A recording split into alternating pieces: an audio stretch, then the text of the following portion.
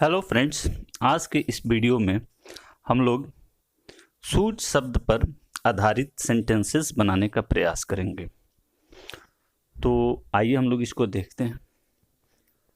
Should शब्द से जो आधारित स्ट्रक्चर है वह इस प्रकार होगा: subject plus should plus verb plus object plus etc.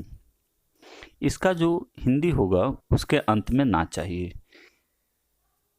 किसी भी हिंदी वाक्य के अंत में यदि ना चाहिए लिखा हो, जैसे तुम्हें पढ़ना चाहिए, यदि इस वाक्य के अंत में आप देखें तो ना चाहिए लिखा हुआ है, तो इसका जब हम अनुवाद करेंगे तो शुड से करेंगे। जैसे तुम्हें पढ़ना चाहिए तो तुम्हें के लिए यू, और ना चाहिए के लिए शुड, और पढ़ना का रीड, यू शुड रीड।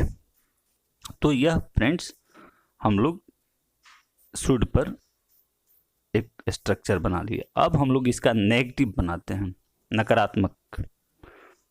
जैसे तुम्हें गाली नहीं देनी चाहिए, तो इसके लिए हम लोग शुड के बाद नॉट लगा देंगे। तो अब हम लोग इसको बनाकर देखते हैं, यू शुड नॉट अब्यूज। तो इस स्ट्रक्चर में हम लोग देखते हैं तो क्या है, शुड के बाद नॉट लगा हुआ है। अब इसी पर आधारित हम लोग शुड पर आधारित एक और सेंटेंस बनाते हैं, यस नो क्वेश्चन। जैसे शुड आई गो देयर, इसका हिंदी क्या होगा, क्या मुझे वहां जाना चाहिए। देखिए यहाँ भी अंत में ना चाहिए आ रहा है, और यह यस नो क्वेश्चन है इसलिए कि यह वाक्य शुड से शुरू हो रहा है, यानी हेल्पिंग वर्ब से। जब कोई वाक्य हेल्पिंग वर्ब से शुरू हो और उसके अंत में प्रश्नवाचक चिन्ह लगा हो तो वह यस नो क्वेश्चंस वैसे वाक्यों को कहा जाता है। तो ये इसका स्ट्रक्चर होगा, should plus subject plus verb plus object plus question mark. यह यस नो क्वेश्चन का स्ट्रक्चर हो गया। अब हम लोग इसी से दूसरा लेते हैं, WH क्वेश्चंस। तो WH क्वेश्चंस वाले वाक्य जो हैं WH वर्ड से शुरू होते हैं।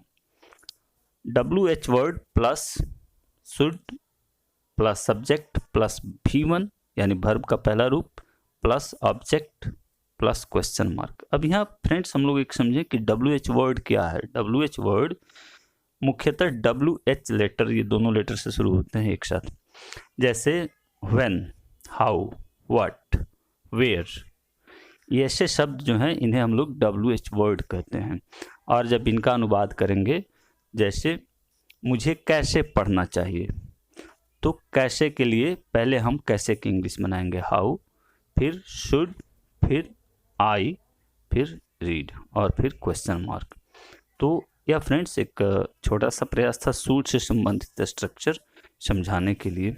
अब हम लोग इसके कुछ उदाहरण लेते हैं और यहाँ देखते हैं। इस पर आप प्रैक्टिस कीजिए, और प्रैक्टिस करने में कोई दिक्कत हो, कोई परेशानी हो तो पूछें कमेंट बॉक्स में लिखकर। और दो वर्ड्स मैं वर्ड बैंक में आपको बता रहा हूँ। एक है हियर ऑन ग्रेप वाइन, मतलब मुहा मुही सुनना। जैसे I hear this on grapevine, हम लोग इसे मुहा मुही सुने, मैंने इसे मुहा मुही सुना। दूसरा होल्ड विथ। होल्ड विथ का मतलब होता है अच्छा समझना या सहमत होना, अच्छा मानना। होल्ड विथ एक फ्रेजल वर्ब है। इससे कभी कभी इस पर आधारित प्रीपोजिशन भी पूछे जाते हैं। होल्ड के बाद ब्लैंक कर देंगे ऐसे अर्थ में, और विथ और विदाउट लिख देंगे या कुछ भी, और फिल इन द ब्लैंक्स दे देंगे। खैर हम लोग यहाँ अर्थ देखें तो होल्ड विथ का मीनिंग होता है अच्छा समझना, और इसका प्रयोग नकारात्मक वाक्यों में तथा प्रश्नसूचक वाक्यों में होता है। जैसे I should not hold, you should not hold with violence in society. तुम्हें समाज में हिंसा को अच्छा नहीं मानना चाहिए। तो यहाँ आप देखिए, इसी तरह से मैं एक दूसरा वाक्य लूँ, why should I hold with violence in society, समाज में हिंसा को मुझे क्यों अच्छा मानना चाहिए। तो यह 2 वर्ड्स थे, इस पर भी आप प्रैक्टिस कर सकते हैं। इसमें कोई दिक्कत हो, कोई परेशानी हो तो कमेंट बॉक्स में लिखकर पूछ सकते हैं।